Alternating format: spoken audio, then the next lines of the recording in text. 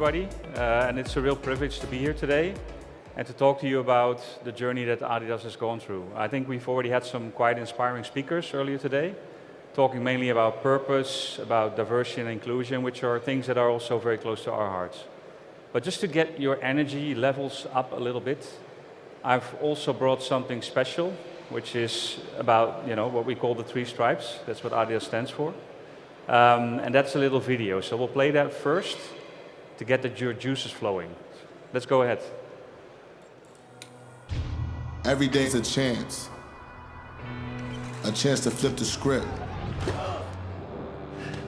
An invitation to take everything we know and reinvent it. Do it better. It takes courage. It's an obsession. Never settling for just good enough.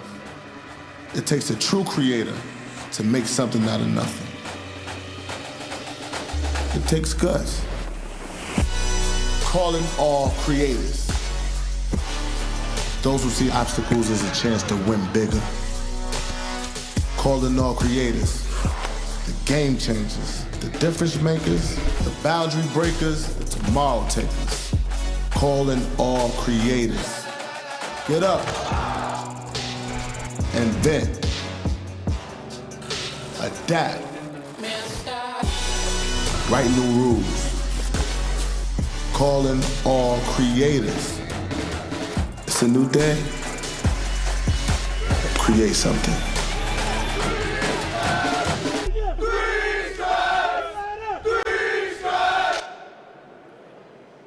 Energized?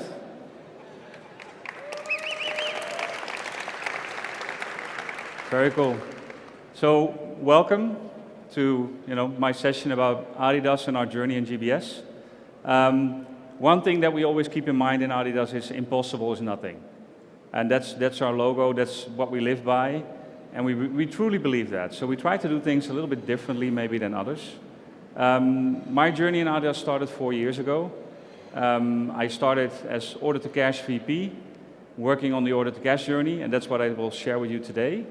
But I also have the privilege, 1st of April, to start in a new role, which is called Plan to Invoice. It's something that I know nothing about, so truly, no knowledge. But they asked me, Michael, you can go do that and bring that work into Adidas and into GBS. So getting outside of your comfort zone, that's something that I like doing, and that's what I'm also doing today, talking to all of you about our journey. So to understand our journey, it's also important to understand some of the history around our journey as Adidas GBS. We started with financial services somewhere in 2010. We had a few people going into our Porto hub. But in 2018, we started GBS. We brought in also HR services. We started to expand. We started to do more. And from that time until today, we now have about 1,600 people in our GBS organization. We have 800 in our Porto office, and I'm very glad to say that our GBS hub lead is also here. Carlos is also here. We have around 350 in Dalian. And we just started in December our Bogota hub, and we already have over 120 people in our Bogota hub right now. So we're on the journey, but like everybody else, I think there's always a need to try and do more. What can we do more? What can we do better? How can we step up? How can we create Global Business Services 2.0? And for us, that is summarized in a word called pitch. So our pitch is about perfect execution, innovation, talent, great value, and also harmonize, standardize the processes. And starting with the P of perfect execution, I want you to imagine something. So think about being in the stadium of the New York Yankees. Yeah, you got it in your mind? Stadium, New York Yankees. And you're on the pitch. I'm literally on the pitch here, right? You have the ball in your hand, and the only thing that you want to do is you want that hitter to strike out every time, right? So how do you make that happen? How do you make sure that that striker always strikes out? That requires you to every single day when you get out of bed, you brush your teeth. Some of you do your hair, I don't, but some of you will. And then bring that forward and say to the team, hey, I need to do better today. What can I do better? So it's about every single day bringing that improvement. How do we do that in GBS? We introduce daily management. So we visualize what's happening. This is something that we started earlier this year to really introduce, to create further steps in our maturity. And what we see actually is that teams are starting to look at the people element. They're starting to look at the skill sets that they need to develop. They start to look at performance management. They start to continuously improve. So really important step. But of course, if you want to take steps like that, you also need to think about innovation and digital. This is what I will dive into in this session. I'll share more about how are we innovating, how are we digitalizing, how are we making that happen, right? And that is linked to a program we call Transform. The word S4 is in there, so we're introducing SAP S4. But it's also linked to a tool that we use in our credit and collection, where I'll do a little bit more of a deep dive later on how you can, in the core system, also have best of breeds connecting to the core. And I'll show you our architecture design, so that you get an idea of how have we done that and how we simplified that quite significantly. Remember, global company, right? Over 20 billion in revenue, over 80 countries, over 60,000 employees. Quite a complex landscape to deal with, but we've truly simplified the way that we work. Of course, talent. I was listening upstairs to the Vodafone story, and I found that really inspiring, right? How do you create this talent engagement? How do you make sure people stay in your organization? First of all, you know, we have really cool products, yeah? So that, of course, that helps.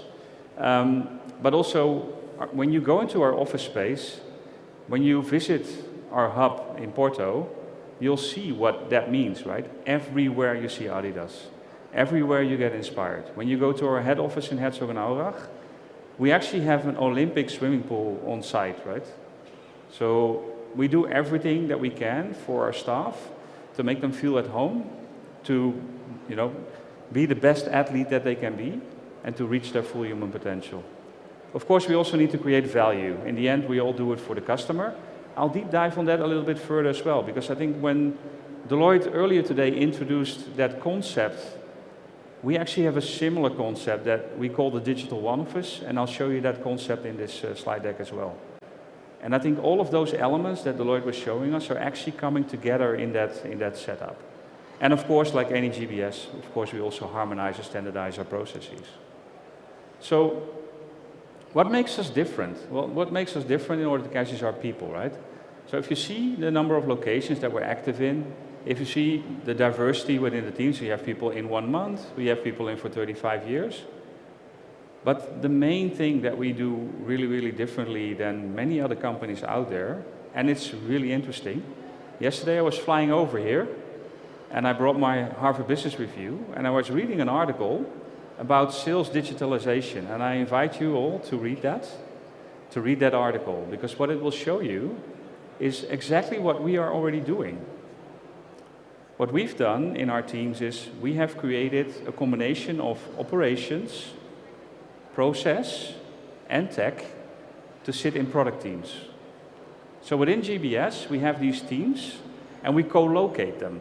So we try as much as possible to have them in the maximum 2 different time zones, but in many cases, they're actually sitting together in the office. That means the process people see what's happening in operations, the tech people see what's happening in operations. We have operational excellence with our RPA capabilities helping us out as well. And in those teams, those product teams, we can pull in different capabilities to deliver on the roadmaps that we have ahead of us and on the problems that we see within the operations. So that really makes a big change, because you really are integrated, you're really Gemba, as they say, within your operations. This is something that not many companies do, and I think this is the reason why you'll see that in some areas we are actually exceeding best-in-class performance. But more on that a little bit later. I just want to keep that one as a surprise. So what are some of the things that we've done? So the main thing that we first did was we centralized our credit and collection activities. When you move from 80 countries into 3 hubs, it means that if you want to introduce a system, you just go and explain it in 1 hub for 2 weeks. If you want to do it in 80 countries, it means you go into 80 countries and explain it for 2 weeks. I think we all understand the difference, right? And then once you've explained it in those 80 countries, you can start again because everybody's of course doing it differently again. So this is why we first centralized. So we've now got our credit and collection teams sitting in our hubs, doing the work, and we introduced the global systems to support them there. We heard earlier today also about COVID and the impact on the business. So I remember it really well. It was March 2020, and the question was, only 66% of our e-com was being automatically processed. 66%. You might be like, well, you know, that's okay, right? But just imagine that the number of line items went from 6 million in 2016 to 100 million line items in 2020. So automation was really important to us. Then COVID hit, and in the second quarter of 2020, our revenue in e-com increased by 96%. Right? So that's a doubling of the revenue.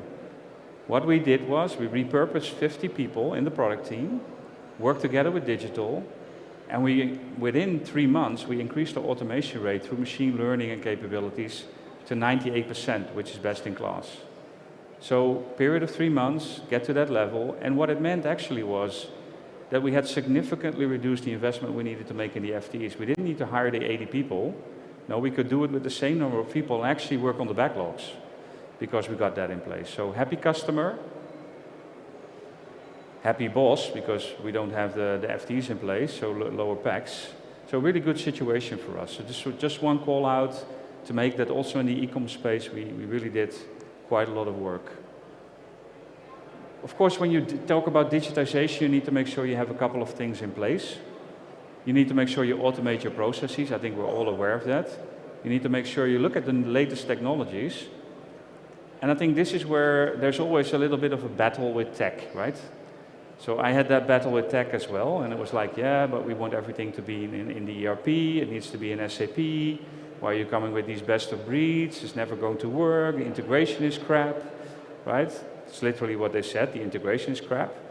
And I told them, yeah, you're right, the integration is crap. It's not going to work out perfectly, but if we get the best of breed tool, we can save a whole lot more on how we service the customer, right?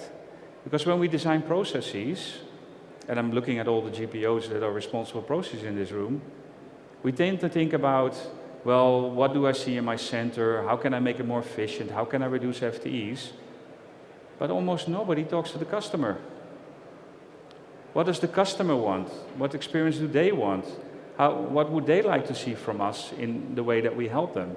So for example, if you can create an integrated tool that sends an email with a reminder to the customer, they open the email, they see the amounts that are open, and then they can click, this is a dispute.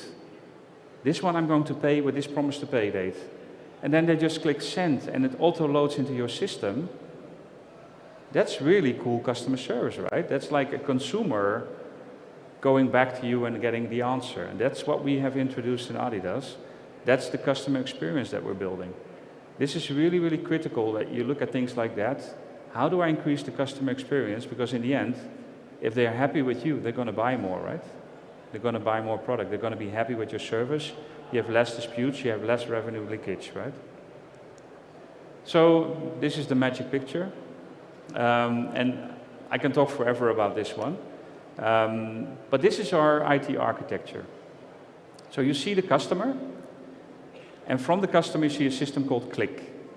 And I have a little video at the end that will show you a bit more about, you know, what the digital capabilities are that we're giving to our sales force. But what we do with Click is the customer goes online. The customer can create their order. The customer can see their open orders. They can see their open invoices. They actually have a payment capability, right? So Bill Direct, it's an SAP tool that is integrated into the Click platform, and they can pay their bills directly. So they don't need to wait, they can immediately go in and pay their bills. When they raise disputes, it goes into our systems. So Click is the one-stop shop for all our customers, and for everything that's not a key account or an alliance account, as we call it, so the really big customers, the 10% that does 90% of the revenue, all the other customers are serviced to Click. And that, of course, gives a huge benefit to us, but also to the customers, because they can self-serve, right? So they can see exactly what's happening. A very cool new thing that we're working on is that, like a consumer services environment, the customer can go into Click, and create a new account. So they can say, hey, I'm a new customer, create a whole account, and this is really nice, they can get their credit limit decision back within 10 seconds. So the system in the back end, we have connected 7 systems, in the back end immediately makes the decision and says, yeah, you're approved, you can do business with us. There is one caveat. Our sales wants to always approve customers before we can move forward, because we don't want all the customers in the world. We want them to have a certain size. And that process is a little bit, let's say, tedious. So that's where we still need to do some work with sales to make that better. But it's really exciting that we are starting to do this. Also on the right-hand side, you'll see what we call the data services layer. So all of that data that is in these different systems, so we have HighRadius for credit and collection, we have Salesforce for customer service, we have sales representatives working on Salesforce as well. All that data gets replicated or virtualized in our data services layer. And on top of that, we build Fiori apps, we build Power BI, we build our Salonis integration, which is a process mining tool, so we are able to see what is happening in that process. Now, to give you the what's next, what we're now doing is we're taking all of our supply chain data, that's why I'm planning to invoice, we're taking all of our supply chain data and also putting that in the data services layer, which means that for the first time ever, we are able to virtualize the moment it leaves the factory until the moment it arrives at the customer in one flow, which is pretty awesome, I think, that you can actually see the whole process end to end.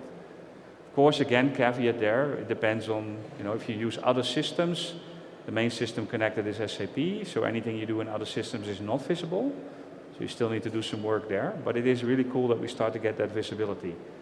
Also, it gives us insight into, okay, how much time is actually the product in transit, right?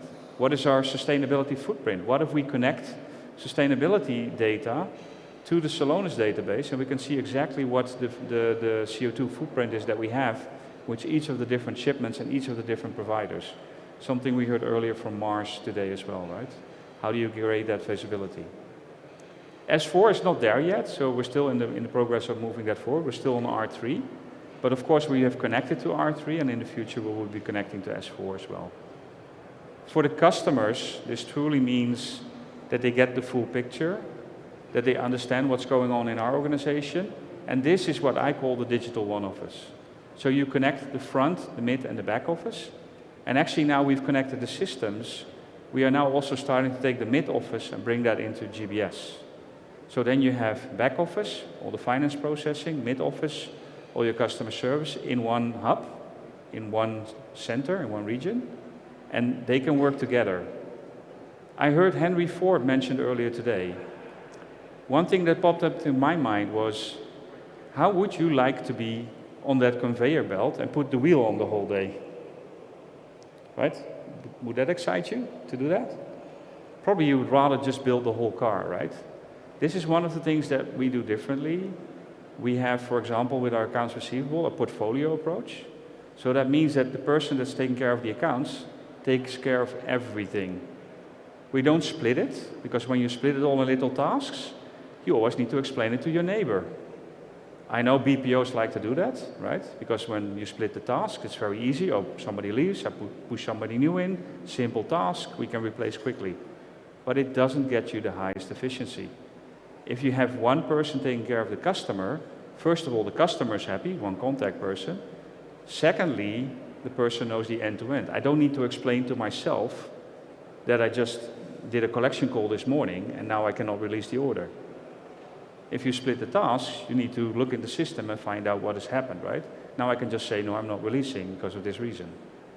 So very important to keep in mind. Yes, great, conveyor belt, but also has its downfalls, right? So what has it delivered? We had around 85 people doing Cash App globally. This is the number of FTEs we reduced. And this is real FTE reduction, right? So we monitor the position IDs, we make sure people are no longer there, that we don't put them in place. Data quality is significantly improved. So we have a total of 15 key primary data elements that we identified. and that has significantly improved. We're now at 99.9% accuracy of that primary data. We don't create multiple files of the same customer because at the front end, when we create the account, there's an immediate check with our database to make sure, right?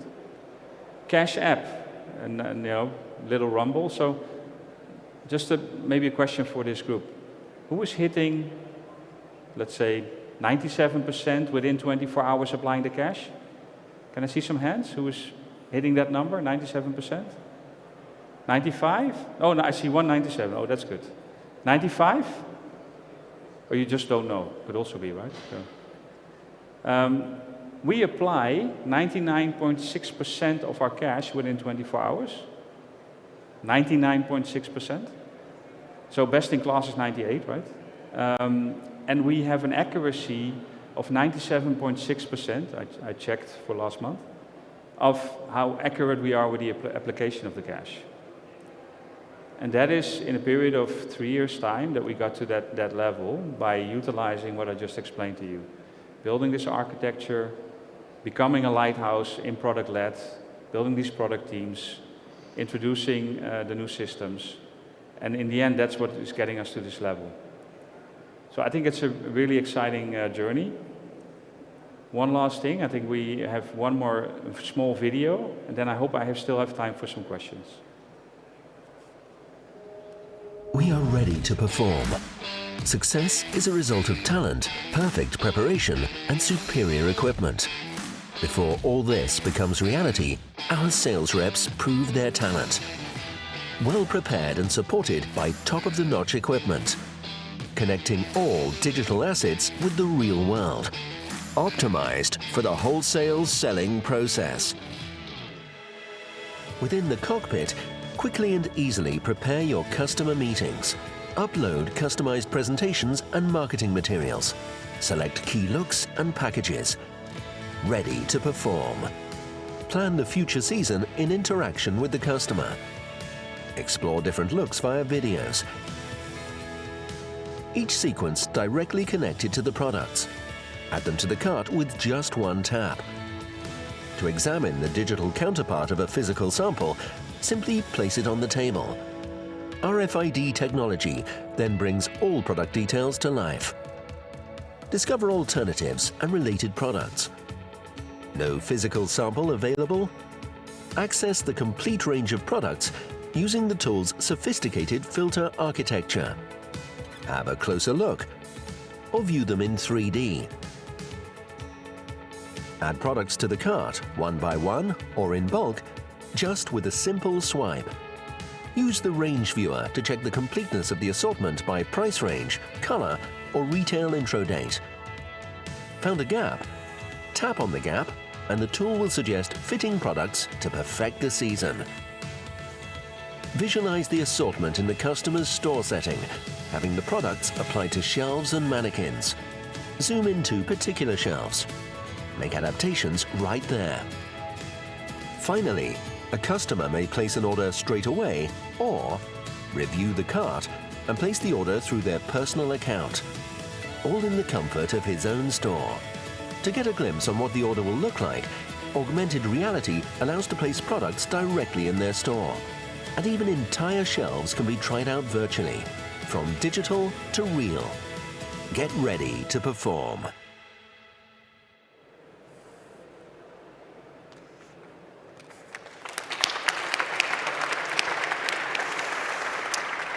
Thank you so much, Michael.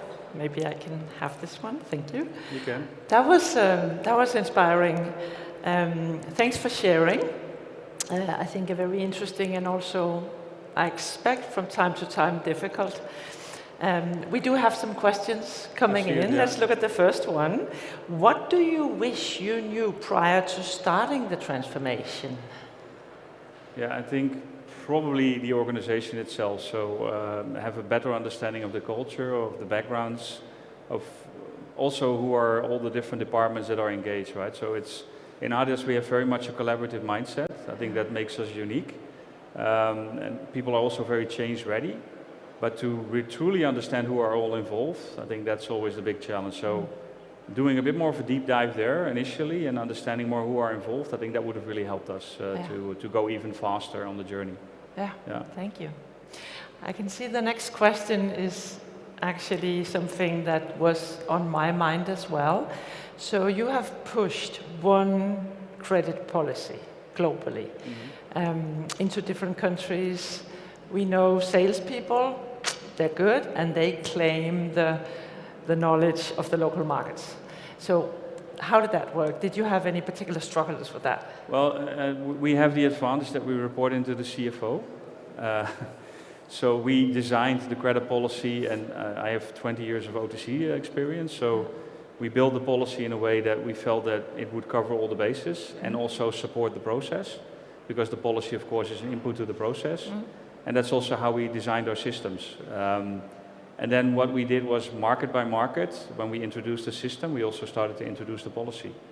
So that way we gave a little bit of time to transform.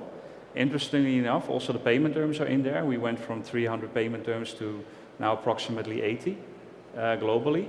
So that also has helped us to harmonize that bit of the system landscape and also of the way that we do business with our customers. So hopefully also making life easier for sales. There is another question coming in on sustainability and referring to the role of the GBS team in the sustainability initiatives in the wider company. Yeah, I think one of the, what we should not forget is in China, we have a huge retail base. So we have approximately 15,000 franchise stores in China. So what we try to do with those stores is to get visibility of their electricity usage. So we've set up a model where we get the data, we collate the data, and then we get visibility of the usage, and also start to identify, okay, which stores are doing well, which stores are not doing so well. We look at the square meters, and that way we try to be the data analytics hub to support that journey. But I have to say, honestly, I think it's very much, still in low maturity. We still have a lot to do there. I got really inspired by what Mars told today and shared today.